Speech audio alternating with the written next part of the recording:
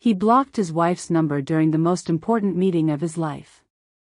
She called 5 times. Each call was a warning. Each warning went unheard. By the time he realized his mistake, Isla was already dead, and the Mafia boss who controlled everything couldn't control the one thing that mattered, listening before it was too late. But he wasn't the only one who made that mistake. 2 weeks later, 2 cops in a luxury store would learn the same brutal lesson when they searched a black woman's bag without asking, and found a federal badge that ended both their careers. This is a story about power, silence, and what happens when certainty stops listening. The crystal chandeliers of the Apex Club didn't just illuminate, they crowned. Beneath them, the city's power brokers gathered like wolves who had learned to wear tailored suits and smile with their teeth hidden. Venture capitalists, property developers, and family patriarchs lifted glasses of Armand de Brignac, pretending they didn't notice that half the deals being struck tonight had foundations built on blood. At the center of it all stood Lucien Blackthorne. Lucien didn't just wear a black suit, he inhabited it like armor. The fabric was cut so precisely it looked like it had been designed by someone who understood that clothing could be both a statement and a weapon. His presence didn't demand attention, it commanded silence. He was 6'3" of controlled power, dark hair swept back, sharp jawline that looked like it had been carved from marble by someone who understood intimidation. He was the architect of the Blackthorne organization, though tonight's guest list identified him simply as an investment consultant. Tonight was his ascension. He was finalizing a merger that would transform his underground operations into legitimate enterprise, washing decades of shadow work through respectable channels until it gleamed. Shipping routes would become logistics contracts. Protection rackets would become security consulting. The empire would survive him because tonight, it would become untouchable. But his pocket wouldn't stop vibrating. Lucien's jaw tightened almost imperceptibly as he maintained eye contact with a city councilman whose name he'd memorized solely for this evening's performance. BZZZZT. It was the 5th time in 12 minutes. "If you'll excuse me, councilman," Lucien said, his voice a low rumble that carried authority without volume. "I need to handle something urgent." "Of course, Mr. Blackthorne. These things can't wait, can they?" The councilman smiled, completely unaware that Lucien was suppressing the urge to drop his phone into the champagne fountain behind them. Lucien moved through the crowd with deliberate purpose, heading toward the floor-to-ceiling windows overlooking the city skyline. He pulled out his phone. The screen illuminated with a photo of a woman with honey blonde hair falling over bare shoulders, green eyes bright with laughter captured in a moment Lucien could barely remember feeling. Wife. Damn it, Isla, Lucien thought, staring at the screen. They had argued before he left the penthouse. The same circular fight that had been grinding them down for months. She wanted out. She wanted normalcy, whatever that meant. She'd claimed she had a bad feeling about tonight. But Isla always had bad feelings. It came with the territory of being married to a man like him. She lived in a gilded prison of her own choosing, and lately, she'd been testing every bar until Lucien's patience fractured. He declined the call. Across the room, Marcus Vale, his second-in-command and the closest thing he had to a friend, was signaling him from near the private elevator. Marcus's expression was tight, controlled. That meant the merchant family representatives had arrived. This was the moment. The negotiation that would redefine everything. BZZZZT. Lucien stopped mid-stride. The phone again. Something hot and irrational flared in his chest, not quite anger, but close. He was building their future tonight. He was securing the very safety and legitimacy Isla claimed to want. Couldn't she give him one evening? Just one night to operate at the level he was built for without her fear pulling at him like an anchor? He unlocked the phone, his thumb hovering over the green button. He could answer. He could tell her, coldly, clearly, to stop. But that would mean engaging. That would mean explanations and emotions and bandwidth he couldn't afford to lose before walking into a room with people who would detect any weakness and exploit it. Not tonight, he whispered to the device, his eyes hardening. He tapped settings. He tapped block this caller. The vibration ceased.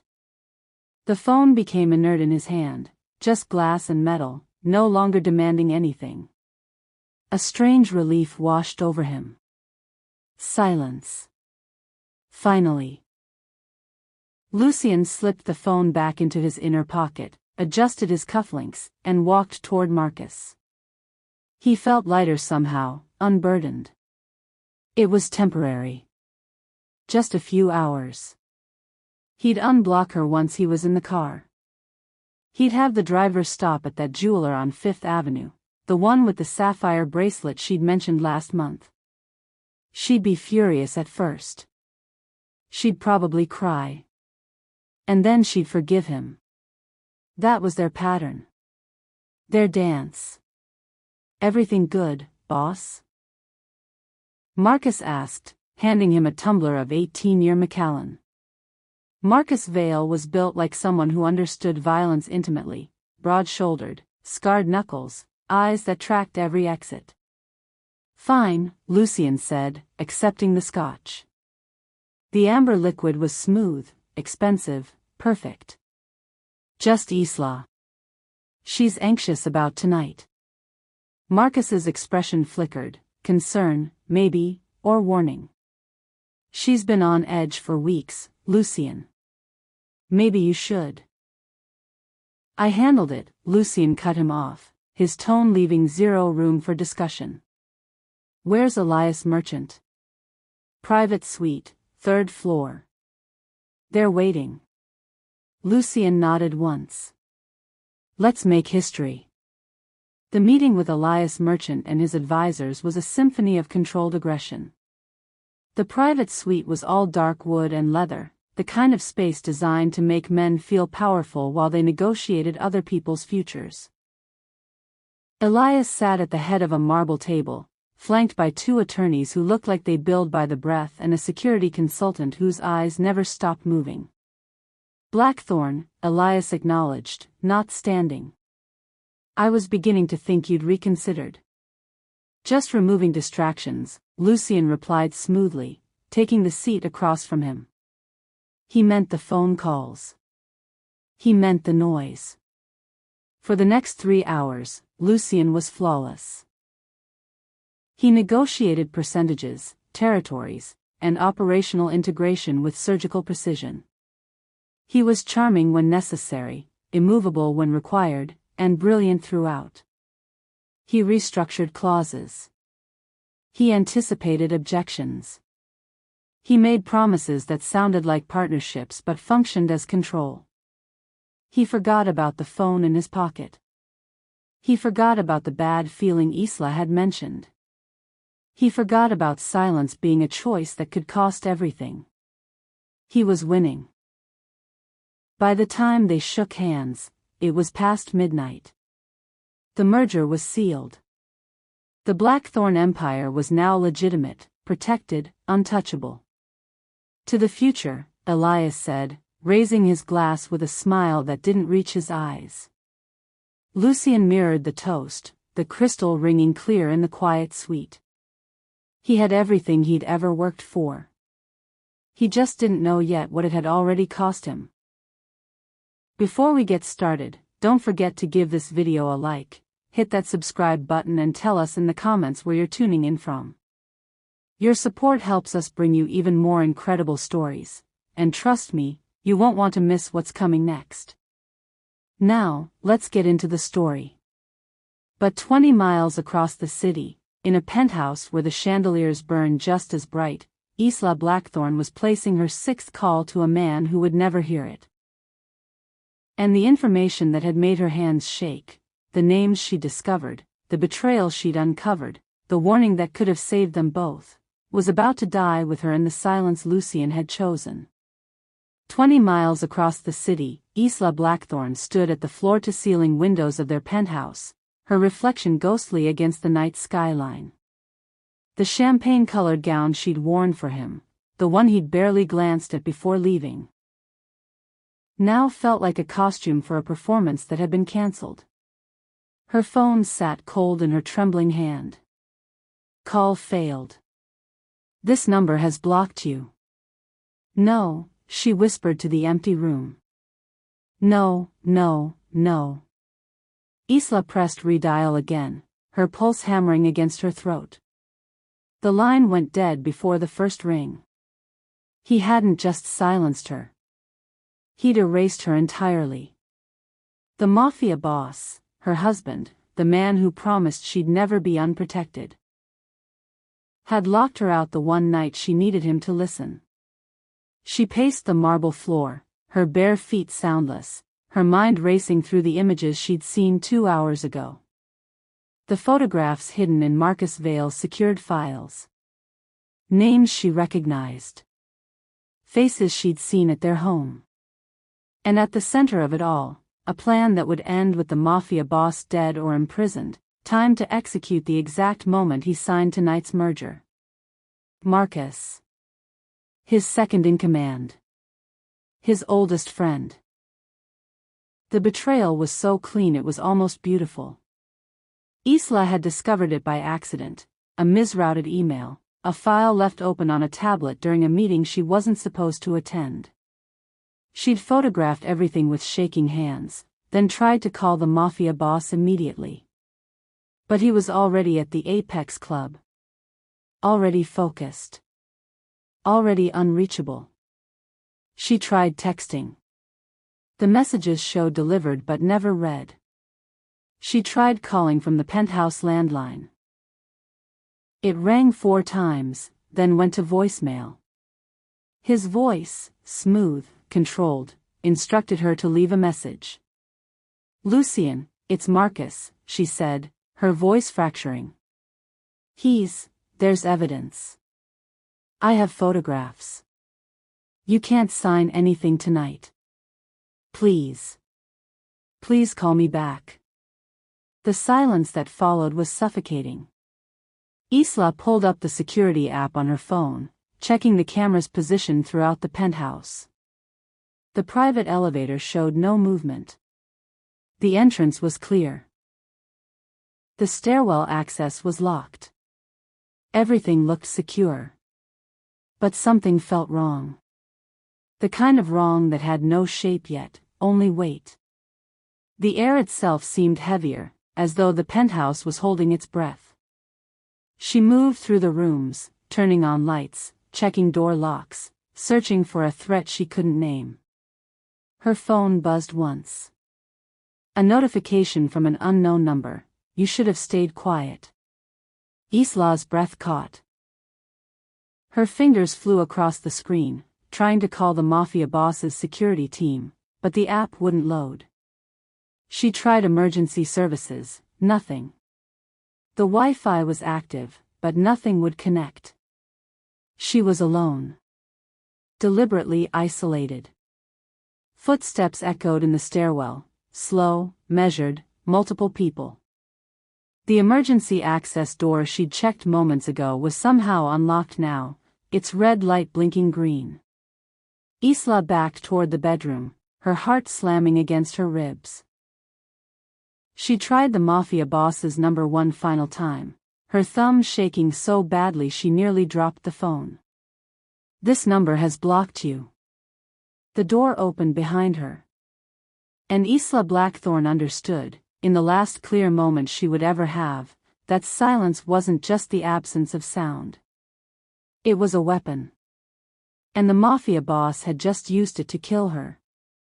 The Mafia boss returned to the penthouse at 2:47 a.m., victory still warm in his veins. The private elevator opened directly into their foyer, and he stepped out loosening his tie, already mentally composing the apology he'd offer Isla. The sapphire bracelet sat in a velvet box inside his jacket pocket. The merger documents were signed. The empire was legitimate. Everything had gone exactly as planned. The silence hit him first. Not the peaceful quiet of late night, but something heavier. Deliberate. Wrong. Isla. His voice echoed through the penthouse, unanswered. The Mafia boss moved through the space with growing unease. Lights were on, too many lights. Her phone lay on the marble floor near the windows, screen shattered. One of her shoes was overturned by the hallway. The bedroom door stood open, the champagne-colored gown she'd been wearing pooled on the floor like spilled liquid. His pulse spiked. Isla. The Mafia boss pulled his phone out, his hands suddenly unsteady. He unblocked her number, the action that should have been automatic hours ago. And called. It rang once, then went to voicemail. He tried their security team. The line connected immediately. Mr. Blackthorne, we've been trying to reach you. Where is my wife? His voice was lethal, controlled. Sir, the police are en route. There was a breach. The Mafia boss ended the call. His mind moved through possibilities with cold precision, but underneath, something primal was clawing its way up his throat. He checked the security footage on his tablet, rewinding to when he'd left. The timestamp showed 11:43 p.m. The emergency stairwell door, locked when he'd left, opening. 3 figures in dark clothing, faces obscured. Isla backing away, phone in hand. The feed cutting to black. 4 hours ago. While he was toasting with Elias Merchant, Isla was. The elevator chimed. Police flooded the penthouse, uniforms, detectives, crime scene technicians moving with practiced efficiency. The Mafia boss stood frozen in the center of it all, a man who controlled everything suddenly unable to control his own breathing. A detective approached, older, weathered, eyes that had seen too much. Mr. Blackthorne, I'm Detective Sarah Vance. We need to ask you some questions. Where is she? The Mafia boss's voice came out broken, unrecognizable. We're searching the building and surrounding area. When did you last speak with your wife? The answer lodged in his throat like broken glass. This afternoon. Before I left. She didn't try to contact you tonight? The Mafia boss looked down at his phone. Now unblocked, notifications began flooding the screen. Missed calls. Dozens of them. Text messages marked delivered but never read because he'd silenced her completely. And one voicemail, timestamped 10:52 p.m. His thumb moved to play it before his mind could stop him. Isla's voice filled the silence, shaking, terrified, alive. Lucian, it's Marcus. There's evidence. I have photographs. You can't sign anything tonight. Please. Please call me back. I think, asterisk. Static. Shuffling. Her breath catching. Someone's here. Lucian, please, I need, asterisk. The message cut off. The Mafia boss stood motionless, the phone still pressed to his ear, listening to the silence that followed her last word. The same silence he'd chosen. The same silence he'd enforced. Detective Vance was speaking, something about timelines, security footage, potential suspects. But the Mafia boss couldn't hear anything over the sound of his own breathing and the echo of Isla's voice saying his name like a prayer he'd refused to answer. He had built an empire on control. He had survived 2 decades through calculation. But silence, the one weapon he'd never respected, had just destroyed the only thing that mattered. And he'd been the one to load it.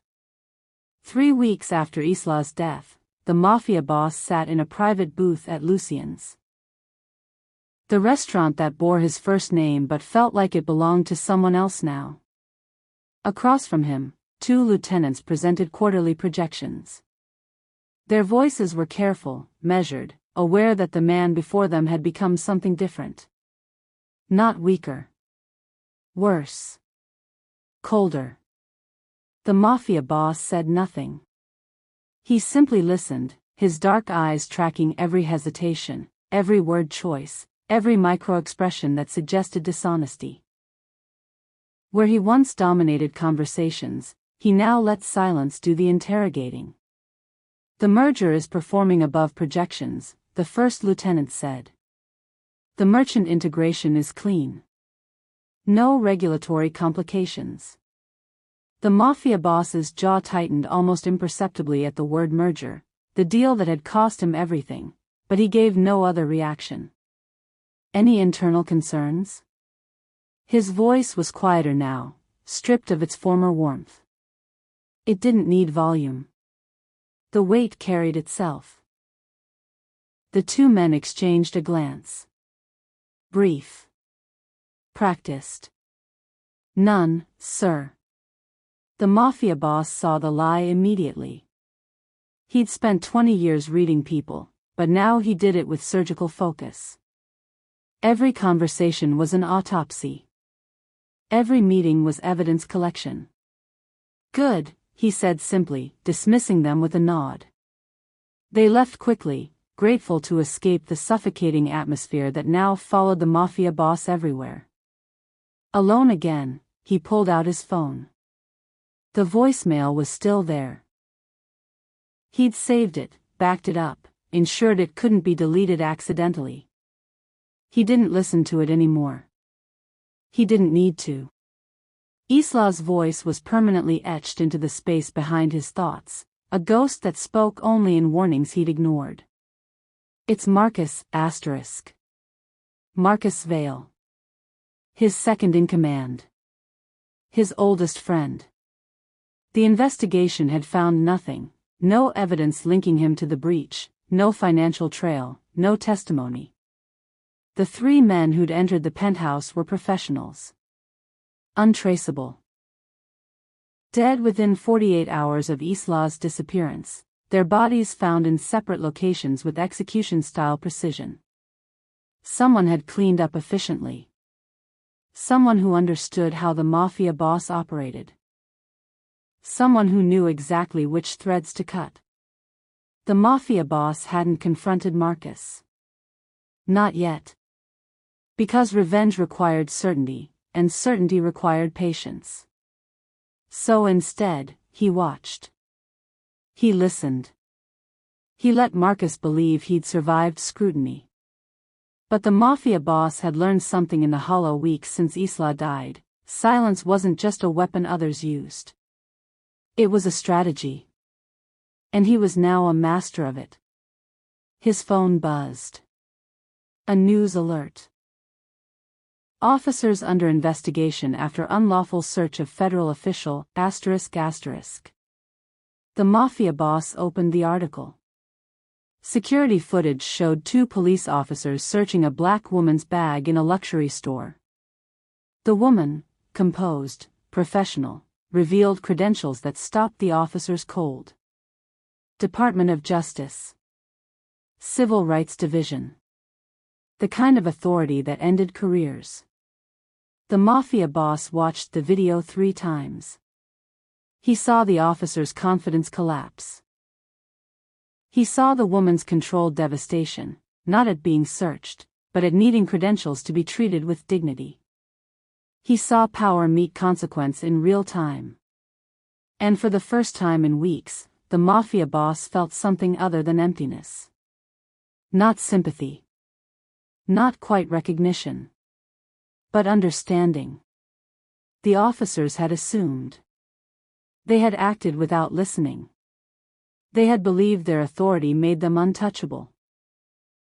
And now they were being dismantled publicly, their careers dissected by the same system they believed would protect them. Different context. Same fatal mistake. The Mafia boss closed the video and stared out at the city through the restaurant's floor-to-ceiling windows.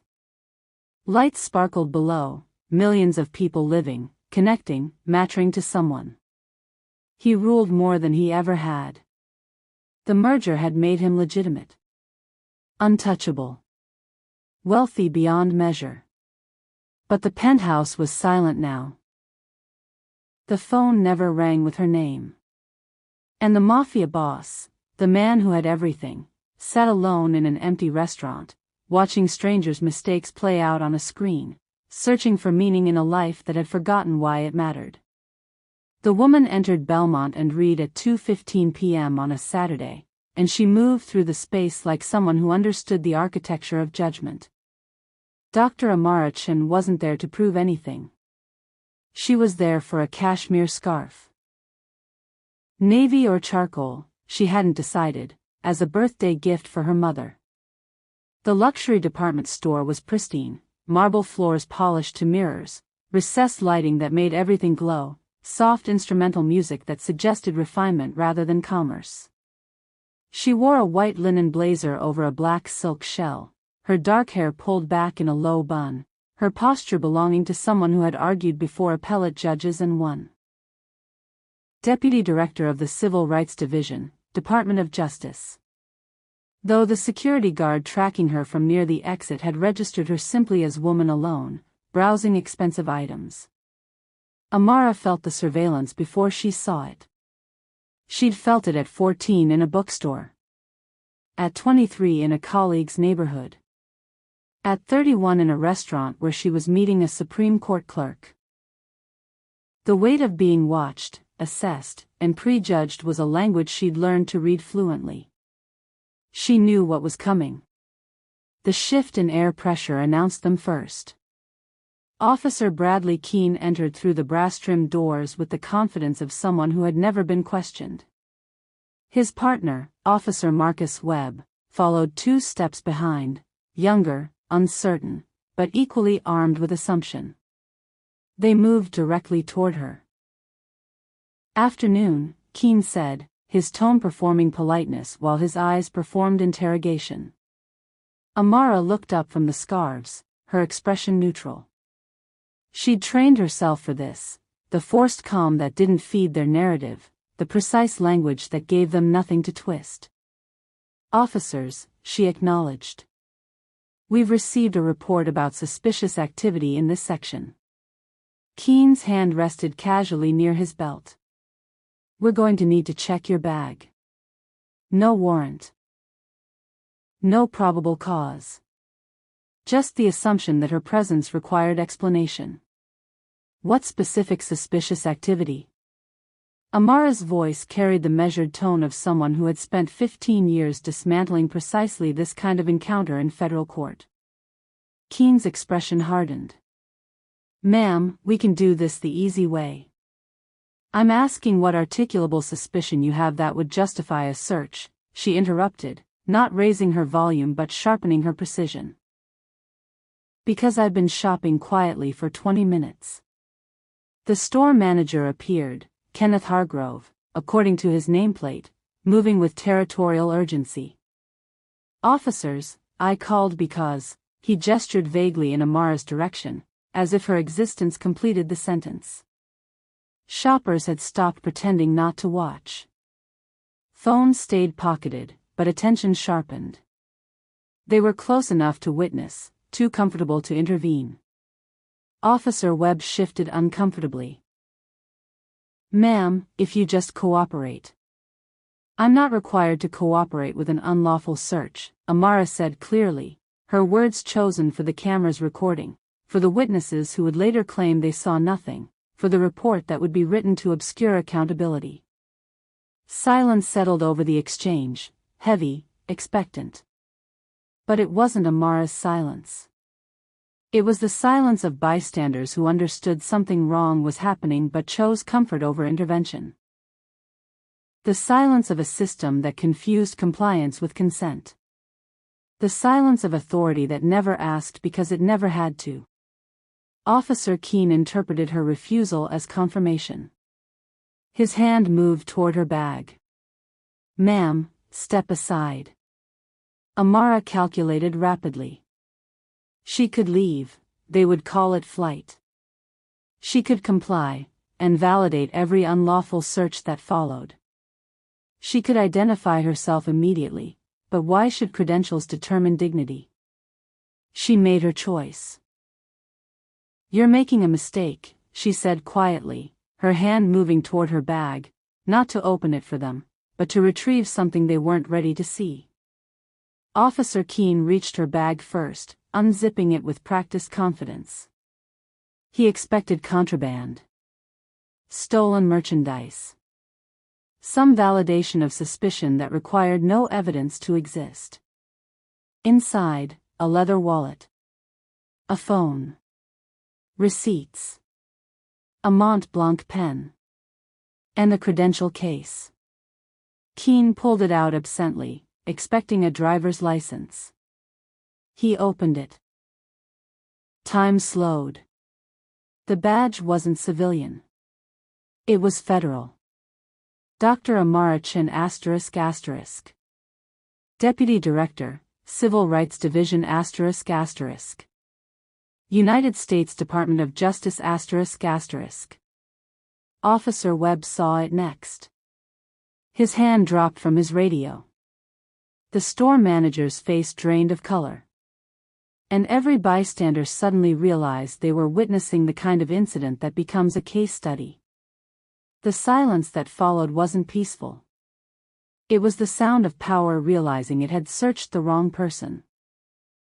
Amara took the credential case back with deliberate slowness, her fingers steady even as her pulse hammered. Officer Keene's hand was still suspended in mid-air where he'd been holding the badge, his brain clearly struggling to reconcile what he'd expected with what he'd found. His partner, Webb, had gone completely still, his eyes fixed on the federal seal like it might disappear if he blinked.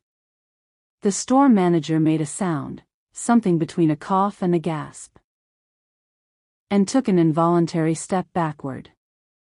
"Now," Amara said, her voice unchanged but her authority no longer hidden, "we're going to have a conversation about what just happened here." The silence in Belmont and Reed was absolute. No soft instrumental music. No whispered transactions. Just the hum of recessed lighting and the collective held breath of witnesses who suddenly understood they were watching careers end in real time. Officer Keene found his voice first, though it came out hollow. "Ma'am, we were responding to a report." "From whom?" Amara's tone was surgical. What was the specific description? What articulable facts justified this stop? Keene's mouth opened. Closed. His training was colliding with reality, and reality was winning. The store manager tried to fade into the background, but Amara's gaze found him immediately. "Mr. Hargrove. You called these officers. On what basis?" There was." Hargrove's professional veneer crumbled. "I thought." "You thought what?" Amara pressed. "That a woman shopping alone required police intervention? That my presence constituted suspicious activity?" Around them, phones emerged from pockets. The soft clicks of camera shutters multiplied. A teenage girl near the handbag display was already live-streaming, her whispered narration carrying across the marble, federal badge. "They searched her without permission. Oh my God, this is insane." Officer Webb finally spoke, his voice cracking slightly. "Dr. Chin, we weren't." "You weren't what?" Amara interrupted. "You weren't conducting an unlawful search? You weren't violating my Fourth Amendment rights? You weren't operating on assumption rather than evidence?" The truth hung in the air, undeniable. Keene tried to salvage something. "If we could step aside, discuss this privately." "No." Amara's refusal was absolute. "You made this public when you stopped me in front of witnesses. We'll resolve it publicly." She pulled out her own phone, not breaking eye contact with Keene. "I'm calling my office. They'll want a full report. I'm also requesting your badge numbers, your supervisor's contact information, and copies of any incident reports filed regarding this stop."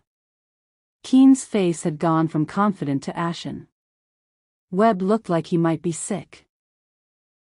"This is going to be reviewed by Internal Affairs, the Civil Rights Division, and likely the U.S. Attorney's Office," Amara continued, her voice steady, professional, devastating. "Every decision you made in the last 10 minutes will be examined. Every assumption will be questioned. Every policy you claim to have followed will be verified." The store manager had retreated completely now, already mentally composing his resignation letter. "And Mr.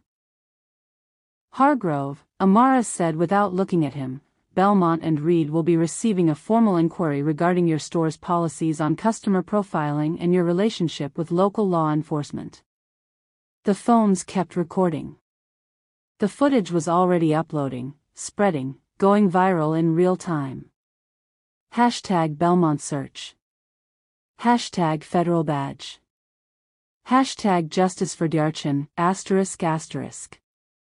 Officer Keene opened his mouth one more time, perhaps to apologize, perhaps to explain, but Amara raised a hand. "Don't," she said quietly.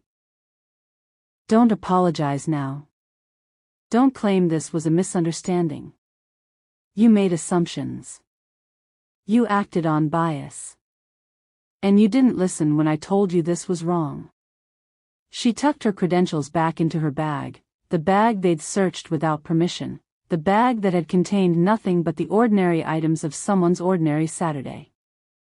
"That silence," Amara continued, "that certainty you felt when you assumed you knew who I was? That's what just ended your careers." The crystal chandeliers of Belmont and Reed bore witness as authority cracked under its own arrogance, as power learned too late that assumption without evidence is just prejudice in uniform. And somewhere across the city, in an empty restaurant, the Mafia boss watched the footage on his phone and recognized the exact moment when silence stopped protecting and started destroying. Different worlds. Same fatal mistake. The Mafia boss replayed the video for the 7th time, alone in the penthouse that still felt too quiet. On his tablet screen, Dr. Amara Chin stood in Belmont and Reed, her federal credentials in hand, her voice steady as she dismantled two officers' careers with nothing but truth and precision. The footage had been everywhere for 3 days now, news cycles, social media, think pieces analyzing systemic bias and accountability. But the Mafia boss wasn't watching it as commentary. He was watching it as confession. He paused the video at the exact moment Officer Keene reached for Dr. Chen's bag, that split second when authority decided it didn't need permission because it had never needed permission before. The confidence in Keene's posture. The certainty in his movement. The assumption that his uniform made him right. The Mafia boss recognized that posture. He'd worn it himself the night he blocked Isla's calls. Different context. Different consequences. But the same fatal arithmetic, power plus assumption, listening equals destruction. He closed the tablet and walked to the window, looking out over the city that had once felt like his kingdom. 20 years of calculating every angle, anticipating every threat, controlling every variable. And still, he'd missed the only thing that mattered. Isla had tried to warn him. 5 calls. Each one more desperate than the last. Each one carrying information that could have saved her life. Maybe saved them both. But the Mafia boss had been too certain of his own judgment, too focused on the empire, too confident that nothing truly urgent could interrupt his ascension. He'd silenced her because he believed his priorities outweighed her fear. Officer Keene had searched Dr. Chen because he believed his authority outweighed her dignity. The mechanism was identical. Only the uniforms differed. The Mafia boss picked up his phone. Marcus Vale's name sat in his recent calls. 17 conversations in the past 3 weeks, each one carefully analyzed, each word weighed for deception. The evidence against Marcus was circumstantial. The photographs Isla mentioned in her voicemail had died with her. The investigation had stalled. Revenge would be easy. The Mafia boss had the resources, the connections, the justification. But revenge wouldn't bring Isla back. Revenge wouldn't undo the moment he chose silence over attention. Revenge was just another form of certainty, another way of refusing to listen to the truth, that he had failed her not through malice, but through the arrogance of believing his judgment was infallible. He thought of Dr. Chen's face in the footage, not triumphant, not vengeful, just resolute. She hadn't destroyed those officers because she enjoyed power. She'd exposed them because their assumptions had consequences, and someone needed to name those consequences publicly. Isla deserved the same. Not revenge. Acknowledgement. The Mafia boss opened his phone's voice memos and pressed record. Her name was Isla Blackthorne, he said quietly, his voice steady for the first time in weeks. She was 29 years old. She tried to warn me about a threat I was too arrogant to hear. She called me 5 times the night she died. I blocked her number because I decided my business was more important than her fear. He paused, the silence in the penthouse pressing against him. I spent 20 years believing power meant control. That if I was smart enough, ruthless enough, careful enough, I could prevent loss. I was wrong. Power that doesn't listen doesn't protect, it just delays the reckoning. He stopped the recording. He wouldn't release it, not yet. Maybe never. But saying it out loud, admitting it to the empty room, was a start. The Mafia boss looked at the tablet again, at Dr. Chen standing in that store, refusing to accept an apology that came only after her credentials were revealed. She'd said something in the footage that had lodged in his mind. Asterisk, you didn't listen when I told you this was wrong. Asterisk. Isla had told him something was wrong. She'd told him 5 times. And the Mafia boss, the man who controlled everything, had chosen certainty over listening, silence over connection, empire over the person who made the empire matter. He couldn't fix that. But he could stop repeating it. The Mafia boss closed the tablet, pocketed his phone, and made a decision that felt less like power and more like surrender. He would listen now. To the silences. To the warnings. To the voices he'd spent a lifetime learning to control instead of hear. It wouldn't bring Isla back. But it might prevent someone else from learning the same lesson at the same cost. Officer Bradley Keene sat across from the internal affairs investigator in a windowless room that smelled like stale coffee and ended careers. Walk me through your decision-making process, the investigator said, his tone flat, clinical. What specific articulable facts justified the stop? Keene had rehearsed this. His union rep had coached him. But the words that had sounded reasonable in his head disintegrated under scrutiny. The store manager called. He said there was suspicious activity.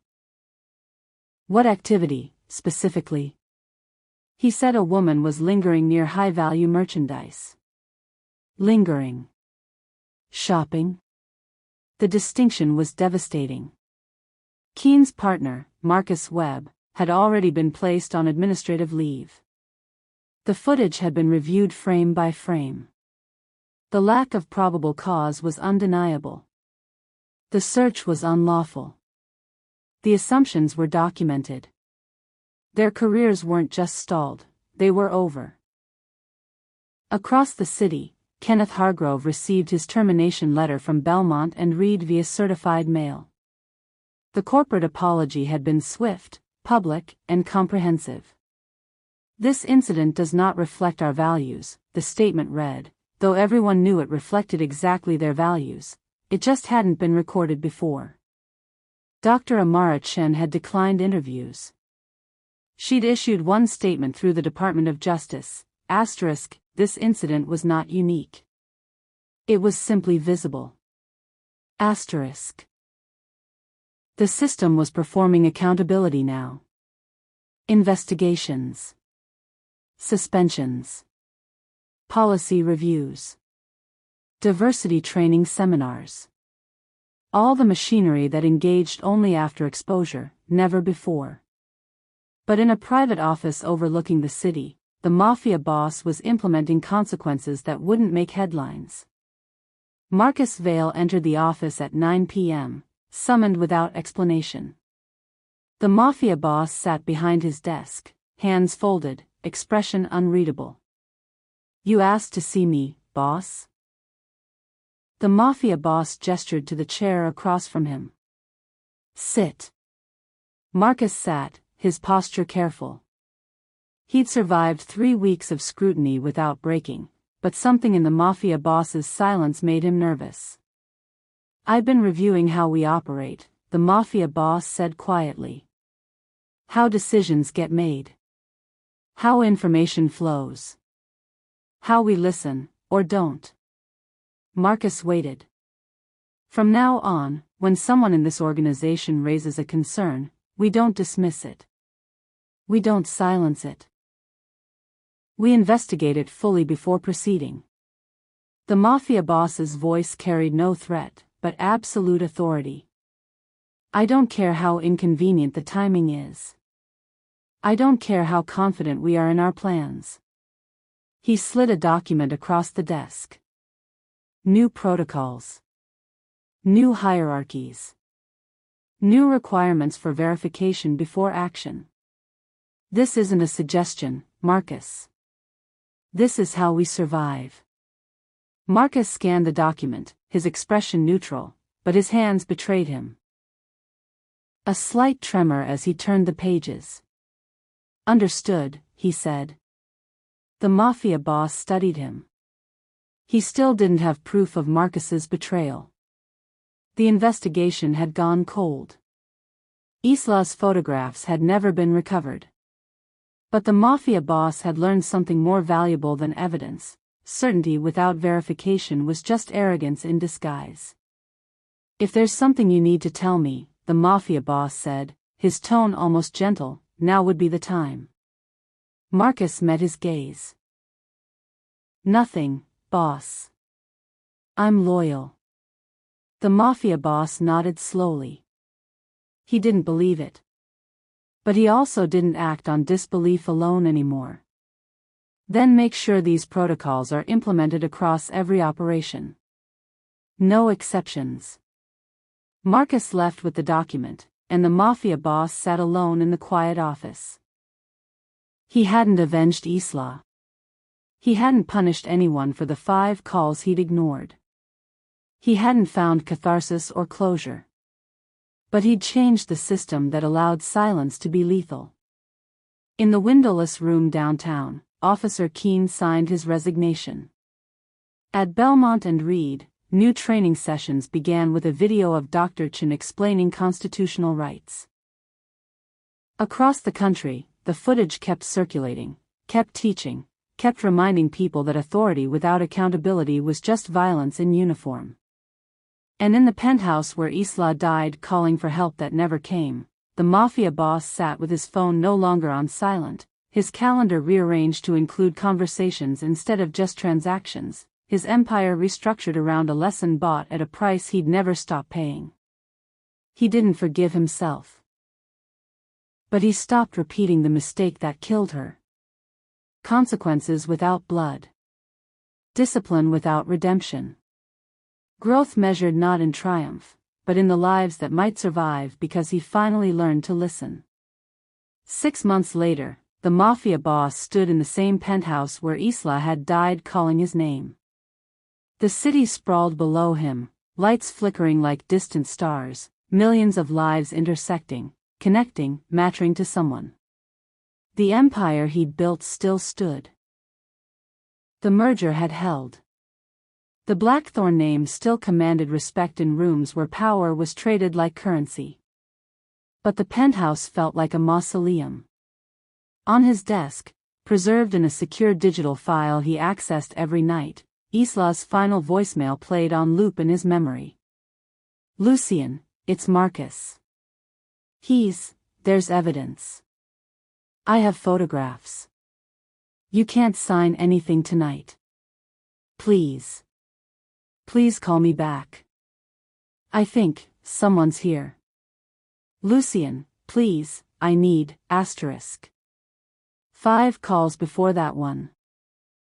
5 chances to answer. 5 warnings that died in silence. The Mafia boss's phone sat on the desk beside him, volume up, notifications enabled, never blocked, never silenced. It rang constantly now. Business calls. Security updates. Information that used to be filtered through layers of hierarchy now reached him directly. He answered every call. Not because he expected Isla's voice, but because he'd learned that the calls you ignore are the ones that cost everything. Across the city, in her modest apartment, Dr. Amara Chin sat at her kitchen table reviewing case files. The Belmont and Reed incident had closed officially, officers Keene and Webb resigned, store policies revised, departmental protocols updated. The footage had sparked conversations, protests, policy proposals. But Amara knew the truth: exposure changed optics, not systems. The next search would happen. The next assumption would be made. The next person without credentials would face what she'd faced, without the badge to stop it. She thought about that moment often, the frozen silence when the officers realized their mistake. Not the mistake of searching her, but the mistake of being caught. Power didn't apologize for being wrong. It apologized for being seen. The Mafia boss pulled up the video on his tablet one final time. He'd watched it hundreds of times now, studying the exact second when Officer Keene's certainty collapsed. The moment when authority realized assumption had consequences. He recognized that moment intimately. He'd lived it in the penthouse at 2:47 a.m., listening to a voicemail from a woman who'd needed him to listen when it mattered, not after it was too late. Different rooms. Different people. Same devastating silence. The Mafia boss walked to the window where Isla had stood making her final call, phone pressed to her ear, terror rising in her throat, waiting for a husband who had decided his empire was more important than her fear. He placed his hand against the glass, the same glass that had reflected her desperation, the same glass that had witnessed her final moments alone. "I heard you," he whispered to the empty room. "Too late. But I heard you." In the kitchen across the city, Dr. Chin closed her case files and looked at her own reflection in the darkened window. She'd won her confrontation. Her credentials had protected her. But she carried the weight of knowing that dignity should never require credentials. How many others had stood where she stood, with no badge to freeze time? How many calls went unanswered because power decided it knew better than listening? The Mafia boss's phone rang. A lieutenant with a concern about an operation. The old version of himself would have dismissed it, trusted his own judgment, moved forward with certainty. He answered immediately. "Tell me everything," he said. Power didn't fail with explosions or violence or dramatic collapses. It failed in the quiet moments, in blocked calls and ignored warnings, in assumptions made without evidence, in authority that never asked because it never had to. The Mafia boss still ruled. Dr. Chin still fought. The system still protected itself. But the silence between Isla's last word and the moment she died had taught them both the same lesson. You can control everything except the consequences of refusing to listen. And by the time you realize your mistake, the person who needed you most is already gone. The penthouse lights dimmed. the city continued. And in the spaces where voices had been silenced, the echoes remained. Not loud enough to shatter systems, but persistent enough to haunt everyone who'd learned too late that silence isn't protection. It's just another word for violence.